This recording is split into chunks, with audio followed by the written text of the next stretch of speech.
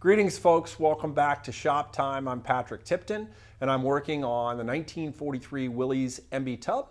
Made a lot of progress on the driver's side, got everything pretty well straight, but I learned a couple of things.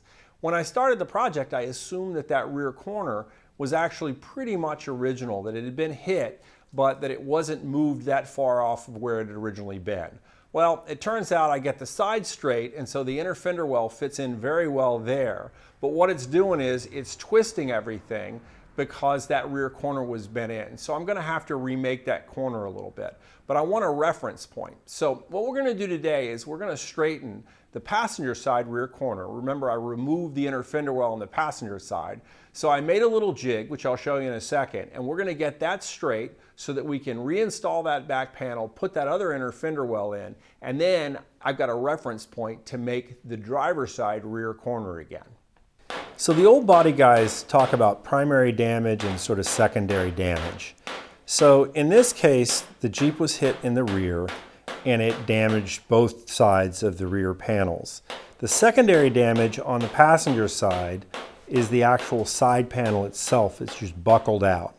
So you want to start in reverse order of how this accident or damage happened. So the last thing to happen was the bulge on the side. So you start by banging that back into place and get that roughly flat. Now there's some oil canning going on, so I'm going to have to shrink that. The metal is stretched, but for right now I wasn't worried about that.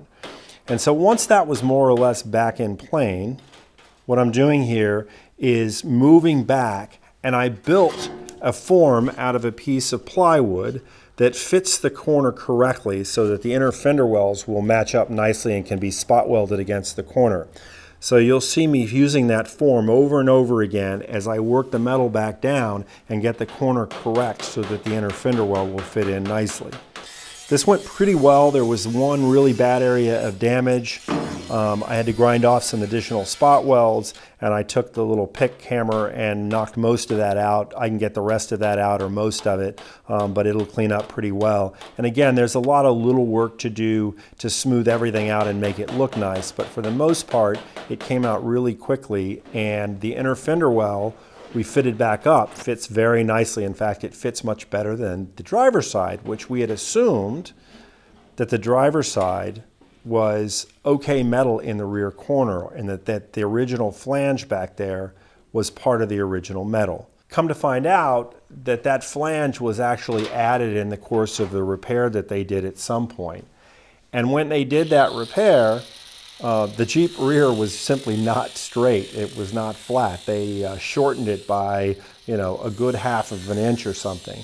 And so I started cutting relief kerfs in here because what was happening is we were pushing the inner fender well forward and it wasn't matching up on the rear floor panel either. So it was obvious that something was wrong. So I cut a bunch of kerfs in the bottom lip and I cut some kerfs in the top lip and just kind of brutally opened this thing up a little bit. As I feel the metal, it's obviously been worked. Some parts of it are thin, so I don't really like it. So I think what I'm probably going to end up doing is rebuilding most of that corner section. I'll probably just cut most of it off, add new metal in there. We'll build a flange on the top and get this right. So we made good progress today. The passenger side came out really, really well. That form was super helpful. I was worried about how hard that was going to be to get everything back in shape, but it came out pretty nicely. So I'm going to keep working today. I'm going to get the flange cleaned up on the passenger side, and then I'm going to come back to the driver's side, which is really giving me a lot of fits here, and add new metal to it. I've got to reform that corner because it really is just out of place. And I'm glad I left the original floor pan in there because it's given me something to refer to. So I think we'll be in pretty good shape with that.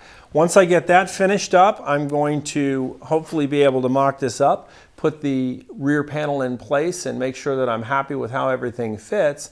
And we'll be in a position to start thinking about spot welding and really getting this thing back together again. So thanks for tuning in. Please hit the like button, hit the subscribe button, drop us a comment and let us know what you think. These videos are coming out on a weekly basis. We're trying to do it. I'm working on the Jeep more or less every day in the morning. Like a lot of people, I got a real job to do too. But I get out here between 5 and 7 most mornings and make a little bit of progress, and then hopefully a little bit more on the weekends.